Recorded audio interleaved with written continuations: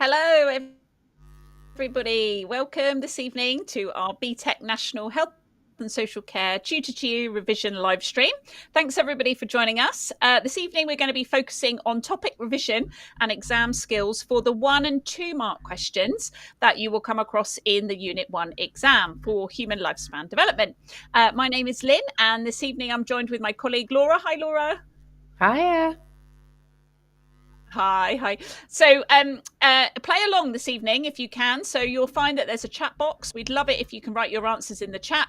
And it's a really great way for you to test your knowledge of the Unit 1 exam and get you ready specifically this evening for those 1 and 2 mark questions.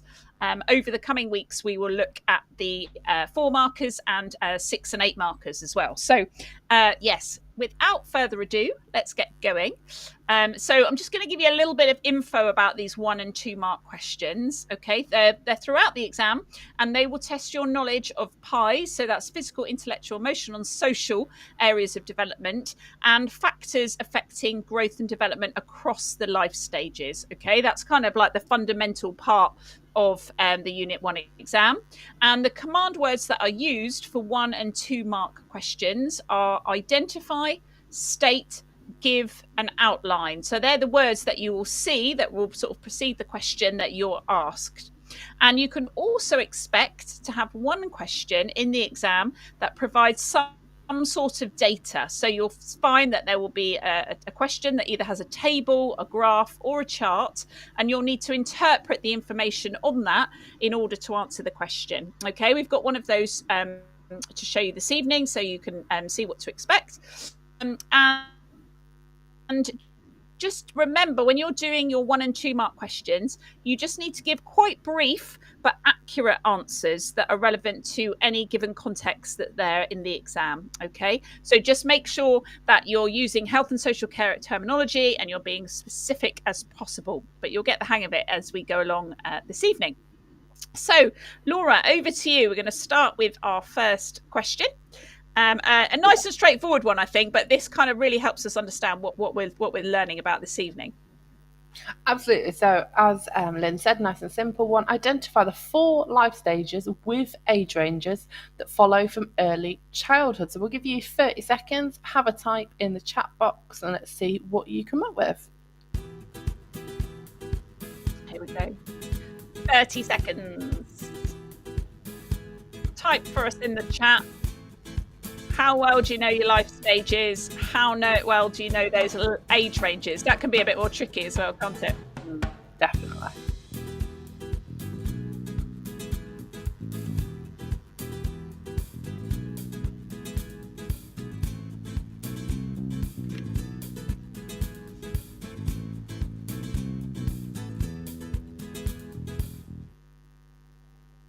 Okay, so is anybody going to be typing for us this evening? That's what we need to see. Who's feeling brave? Anybody want to give it a go? We need to think about those life stages from early childhood. So what do we know that follows on from early childhood? Oh, so well, maybe shall I start us off? We've got Lisa Lee, actually. Thank you, Lisa. So we've got adolescence. So we go from early childhood. So we start with our infancy, don't we, of course? Yeah, 0 to 2. Then we go to our early childhood. Then we go to adolescence. We've got 9 to 18. And then we have Erica has come in. Oh, well done, Erica. Excellent typing. So tell me if we're wrong here, Laura, but we've got early childhood 3 to 8, adolescence 9 to 18, early adulthood 19 to 45, middle adulthood 46 to 65, and later adulthood 65 years plus. Fantastic. That looks pretty good to me, Erica. That is excellent. Should we have a look on the screen, see if you're correct?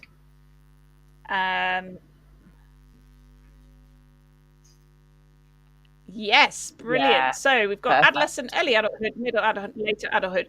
And so if you had this question in the exam, this is the sort of question that might come up, you would get 1 mark for each of these that you would be able to identify. Okay, so no, this seems quite straightforward, but it's quite an important thing to know the difference, especially as some questions, might be have an age range specified. So you need to know what life stage you're dealing with. Okay, let's move on then. So we have give me 4. So I'd love you to give me 4 fine motor skills that develop in early childhood. Okay, so we know that there's gross motor skills and there's fine motor skills. They really kick in, don't they, in early childhood? Can you give me 4 examples? I'm going to give you 30 seconds on the clock, or even 1 example would be fine.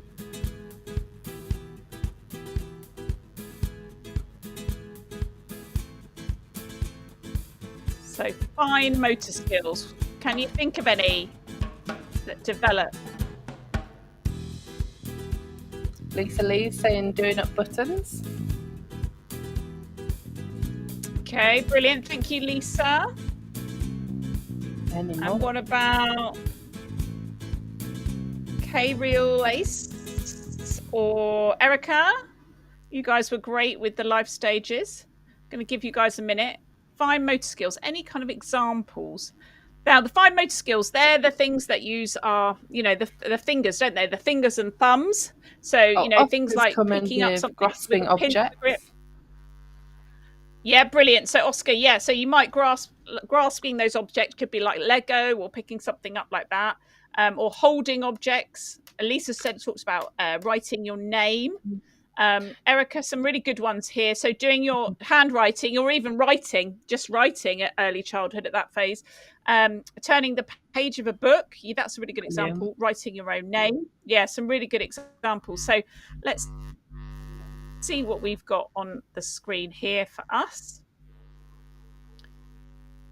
Oh, Okay, so we have brushing teeth, or hair, because obviously you've got to take hold of the hairbrush or the toothbrush. Cutting out simple shapes, so using scissors. So that's a really good example, isn't it? You need the muscles in your fingers to be able to be developed to do that. Forming letters and numbers correctly, so the writing, and tying shoelaces. I like that as an example. That's quite a good one. It's quite a specific thing. To be able to learn to do. So they are your fine motor skills examples, but I also like many of yours examples. So brilliant. Try and be as specific as possible if you put that, and you would get 1 mark for each of these answers if that's the type of question that you were given. Let's have a look. Yeah, the pincer grip. Yeah, absolutely. So it is about having a pincer grip to use to pick up things. And often a health visitor might get somebody in early childhood to have a go at doing that to see how their fine motor skills are developing. Okay, so let's have a little look then. We've got on the flip side, so quite often you're asked to describe something. Let's have a little look at the question. So I'm going to ask you here to state one way that primary and secondary sexual characteristics are different. So quite often you're asked to explain how two things differ from each other. So you need to give a characteristic of each to show the difference. And we often call that on the flip side. So if we have here that primary sexual characteristics are present at birth, what might be the difference? How are secondary sexual characteristics different to that? Could you have a go in the chat? So what are secondary characteristics, for example? That would then show the difference, wouldn't it? If primary sexual characteristics are present at birth, what are secondary sexual characteristics? Okay, brilliant. Yes, so Erica, they are present during puberty, or they emerge during puberty. Yes, so that's the difference, isn't it? We've got the primary ones that we're born with that are needed for reproduction, and then we've got the secondary characteristics that develop then when we're going through puberty. Let's have a little look on our flip side. Yeah, so they don't emerge until puberty due to the influence of sex hormones. So it's the release of those sex hormones that cause things like, boys' voices to deepen, girls to grow breasts, for example. So, know the difference between your primary and your secondary sexual characteristics. Okay, we've got another one, I think, that's quite a good example here of showing on the flip side again. So we've got state one way that gross and fine motor skills are different. So you need to say something about gross and something about fine to show the difference. Okay, you can't just say what one of them is because you're not then showing the difference. So if gross motor skills involve the use of large muscles for energetic movements and motions, what would you put on the flip side to that for fine motor skills? I'll give you a minute to pop that in the chat. Let's see. So the gross motor skills are the large muscles. That means you can do things like running and jumping. And the fine motor skills, thanks Lisa, are small muscles in your hands to do delicate things. Yeah, absolutely. So in contrast, they're not large muscles, they're smaller muscles, and they are to do more precise things. So if we have a look at our flip side, we've got here, fine motor skills use the small muscles in the wrists and hands for precise coordinated movements. And we've got K-Relace, fine motor skills use the small muscles in your hands and fingers. Yeah, and just remember, it's those more precise movements, isn't it? Things that you need to do with more precision rather than just running and jumping is the opposite, which is gross motor skills. So yeah, really good. Know your terminology, know the difference between them. That can really help you in the exam and can really help you with these identify and state questions. Okay, over to you, Laura. You can be our data expert for tonight. Okay, I don't think I've ever been called that before. Let's have a look at some data that you might be given to analyse. So the first one, we've got a graph here, okay, and we've got the number of people with CKD by a region in by age, and region. yeah. in 2015. So the question is, identify 2 regions with the highest overall number of people with chronic kidney disease, so CKD, in 2015. So we want 2 different regions. That's how you're going to get your 2 marks, a mark per correct one. So think about, what are we actually looking for? Okay, we'll give you, have we got 30 seconds on this one or 60 seconds? Can't remember. I think we have, yeah. I think we've got 30 seconds. Let's take it away.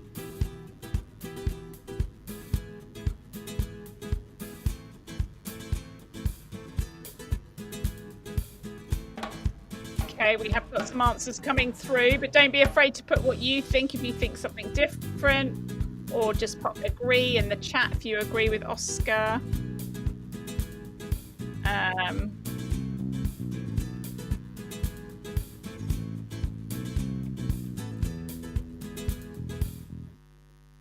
Brilliant. Okay. Well done. Okay. Well done. I think we're on the right. Yeah, Laura, line. I can see we've got northwest and southeast. Yeah, so it's important with questions like this not to get bogged down with all of the information it is telling you on that chart. Okay, some of it we don't need to be looking at specific ages for this question. We're just looking at overall. Fantastic. And yeah, you guys have picked it out. Fantastic. Northwest and southeast. So let's have a look at another one. So this one, we've got dementia and Alzheimer's deaths per 100,000. Okay, and we've got England and Wales. And for this one, it's using the data in the chart, outline one conclusion about dementia and Alzheimer's deaths per 100,000. Now it's 2 marks. So for this one, we need to say, it's almost like pick something out of the graph and then explain it. Okay, but only explain it a little bit. Remember, it's outline. So we're not wanting paragraphs, but see what you can find.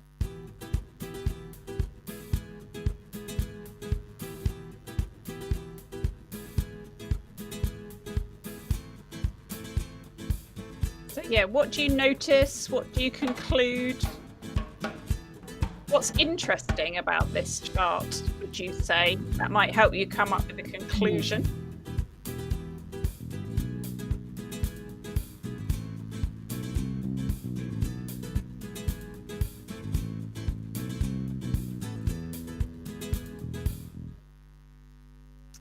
Okay, so we've got Lisa come in.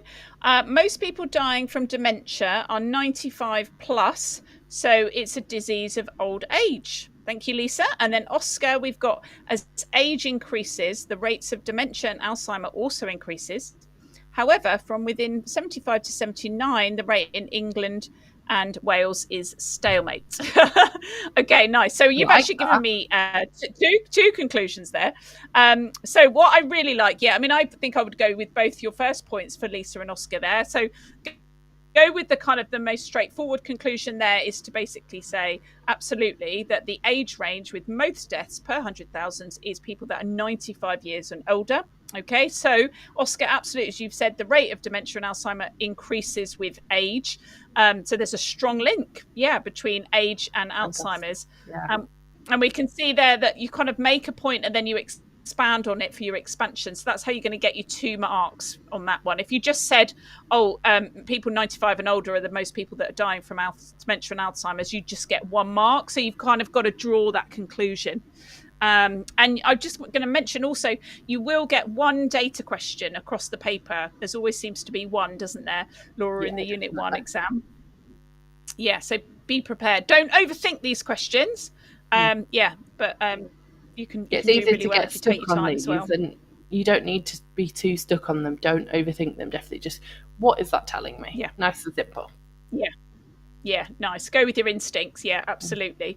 Okay, so now we're going to think about identify 4 reasons that an individual might find it difficult to attend a hospital appointment. So when it's identify, nice, short, straightforward answers. So what might be the reason that an individual might find it difficult to attend a hospital appointment? And that could be a range of things. So just give me some of your ideas. Give you 30 seconds on the clock. Let's have a go.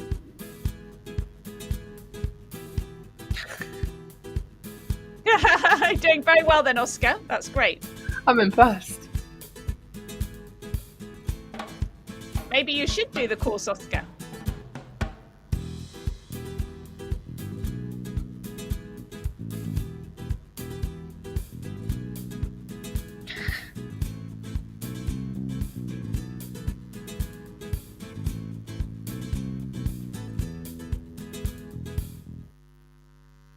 Okay, so 30 seconds up. Let's see what's happened to Erica. Come back, Erica. Tell us what you think. I know everyone's Any reasons gone that quiet. an individual might... And K Real Ace, I don't know if I'm saying that right, but yeah, come back and tell us what you think. Oh, we've got a couple now. Yeah, here we go. Come back. So we've got geographical location. We've got mobility, transport, language barrier, not having access to transportation. Yeah, absolutely. So yeah, geographical location, you might say that you might find it difficult because you're in a rural area. So be as specific as possible where there is a lack of transport. Yeah, absolutely. And language barrier as well. You might not understand the letter that's been sent to you. You might not understand where you need to go because of a language barrier. So that's a really good one. And financial barrier, absolutely. And what is it about the financial barrier that might make it difficult to attend the appointment? You might not be able to afford parking or, the bus fare, train fare, for example. Erica, brilliant. They might be a wheelchair user. Yes. And so what is it about that might be a problem? Well, the hospital may not have appropriate access. I mean, they should do if they're a hospital, shouldn't they? But, they could be having works done or something that can make it difficult for a wheelchair user to access. So often that can cause a barrier. Okay, let's have a look at our answers then. What have we got? Have a look at our 4 that we've come up with. So we have can't afford to travel, as you guys have absolutely said. Can't take off time to work to attend, because often appointments are 9 to 5, aren't they? So actually, if people work, those times, it can be quite difficult to get time off. Or if someone's self-employed, if they have to take time off work, they can potentially lose money. Yeah, they could lose income, couldn't they? Yeah, absolutely. And then, Erica, as you said, you cannot access the building with a physical disability and language barrier. So really good. And again, sort of, you get 1 mark if that was the type of question. If you were asked to identify, you might be asked to identify 2 ways that something might be difficult. So try and be as specific as possible, though. That can really help. Okay, brilliant. So we are going to whiz through some questions now. Over to you, Laura, then. So we're looking for the best answers, aren't we, with these ones? Yes, we are. So first one, outline what is meant by the term self-image. So we've got A, feelings about ourselves and how much value we give to ourselves. B, the personal view or mental picture that we have of ourselves, which is part of our self-concept. C, how others feel about us and how worthy we are. Or D, our reflection in the mirror. So which one of these is talking about self-image? Yes. And don't forget, this is an outline question and it's 2 marks. So you kind of do think, where are you going to get your 2 marks from? So most people, we've got Erica, Lisa, Claude. Oh, hi, Claude. Somebody new. Welcome. Are all going B. What do we think? Yeah. The personal view or mental picture that we have of ourselves, which is part of our self-concept. Yeah, really like that. You definitely see that, there's 2 marks in there. Yeah, brilliant. So our self-image, it's that how we see ourselves. So this one we've got select the best answer to the question. Outline what is meant by the term self-esteem. So is this the picture we have in our head about ourselves and how others see us? A person's overall sense of their value or worth, which is part of our self-concept, what other people say about us and how they picture us, or a mental health condition. So self-esteem, which one do you like best? What's the best answer? Okay, some of them are relevant, but which one would be the best to pick up your 2 marks? What would you go for? Your self-esteem. Looks like we're going B again. We're going B. Yeah, absolutely. So again, you can see we're getting the marks. It's their sense of value and self-worth, and that's part of your self-concept. So your self-concept, I sort of see as an umbrella. That's your self-concept, and made up of that is your self-esteem and your self-image. Yeah, excellent. Okay, Laura, yeah, what's your one? So outline what is meant by the term genetic inheritance. So again, picking the best answer. So A, when you're more susceptible or predisposed to getting a disease. B, when traits are transferred from parents to offspring through their DNA, can include genetic mutations that cause disease. C, when you inherit money or wealth from your parents. D, when you develop an illness or disease because of a pathogen. Which one? Okay, so genetic inheritance. I think we're going B again. Yeah, we've got a B. Yeah. Again, when traits are transferred from parents to offspring through their DNA, which can include genetic mutations that can cause disease. Remember, you're trying to get 2 marks, so you need to have written enough for those 2 marks to come. Yeah, so make your point and develop it a little bit for an outline. Okay, select the best answer to the question. Outline what is meant by the term genetic predisposition. So not genetic inheritance that we've just had, but the genetic predisposition. So is that all the DNA and RNA that you have in your body combined? Is it when you inherit a specific disease like type 2 diabetes? Or is it a reduced likelihood that you'll become sick from genetically inherited diseases? Or is it an increased likelihood of developing a particular disease based on a person's genetic makeup, but it doesn't mean you will get that disease? So what do you think? If you're predisposed to something, what does that mean? And we're thinking about that in the context of genetic predisposition. Anybody feeling brave? This one's a bit more tricky. Yeah, we've got some D's. Everyone's thinking D. Yeah. Yeah. Well done, Claude, Erica, Kay Relace, and Lisa. Well, yeah. Yeah, brilliant. So it doesn't mean you're going to get it, but it means that you'll increase likelihood. Yeah, you're predisposed because somebody else in your family does, because of your genetic makeup. You're more likely to, but you won't definitely. Okay. And the next one, outline what is meant by the term aging process. So A, the journey towards the end of life that starts in later adulthood. B, the process of becoming older and aging and not being able to do as much. C, this is the later adulthood stage and it happens to us all and you get wrinkles and grey hair. Or D, the accumulation of damage within cells leading to a loss of function, which ultimately affects physical and sometimes intellectual abilities. What do we reckon? Oscar's straight in there with D. Yes, I'm wondering if you're liking about D that I'm liking. I'm liking that terminology. So very much talking about damage with the cells. And then obviously because of the cell damage, that can then have physical and intellectual effects from that. Also, it's a bit of a nicer description, isn't it, than saying, oh, everybody's going to get wrinkles and grey hair, because not everybody does. And so it's just a bit more of a health and social care answer, isn't it? So we like D. Yeah, absolutely. Brilliant. And then I think we've got one more. Select the best answer. Outline what is meant by the term growth. So often you're asked to talk about growth and development, aren't you? So in this case, we want you to outline what's meant by the term growth. An increase in size that can be measured, e.g. growing taller, becoming more skilled at something, e.g. walking, moving from one life stage to the next, infancy to childhood, or a lump or tumour that forms in the body, e.g. cancer. So what is growth? And everybody is going for A, an increase in size that can be measured. Yes. So when you're talking about growth, it is something that can be measured. It might be measured by a ruler. It might be measured by scales.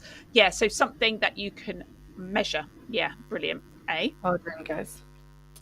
Well, one more. So outline what is meant by the term development. So A, being able to move on to the next stage, e.g. childhood to adolescence. B, growing taller and putting on weight. C, the acquisition of skills and abilities, e.g. learning to talk. And D, the way that a country grows a bigger economy over time. What do we reckon? Okay. Oscar's gone straight in for C. Yeah. The acquisition of skills and ability, learning to talk. Yeah, absolutely.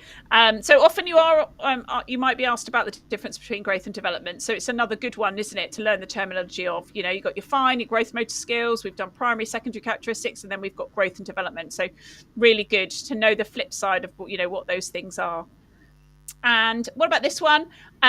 what is meant by the term predictable life event? So we like talking about life events, different things that happen. So what are predictable ones? Is it all the boring things that happen to you every day? Is it an event that happens to you that you're not prepared for? Is it an event in life that takes you by surprise, e.g. the death of a loved one? Or an event that happens as expected for a particular life stage, e.g. going to school? So what do we mean by predictable? Which one would you go for? And again, Lisa, I think in D. Yeah, Lisa, Erica, you're all over it. Yeah, it's an expected life event, isn't it? So if something's predictable, you're expecting it to happen. So that might be going to school, getting a job, maybe getting married. Those things that you think are probably going to be in most people's life, life course. Yeah. Brilliant. Well done, everyone. That's excellent. So that was focusing.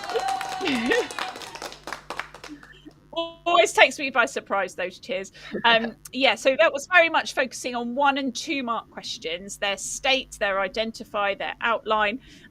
Very short and sweet answers, but make sure you're using nice specific health and social care terminology. Next week at the same time, we're going to be back and we're going to be looking at your 4 mark questions. There's quite a lot of those throughout the paper. We're going to give you the revision and exam skills to get you ready for that. So thank you everybody for joining us. Thank you so much for those of you that participated in the chat. Tell your friends and come back and join us next week. Thanks everyone. Bye everyone.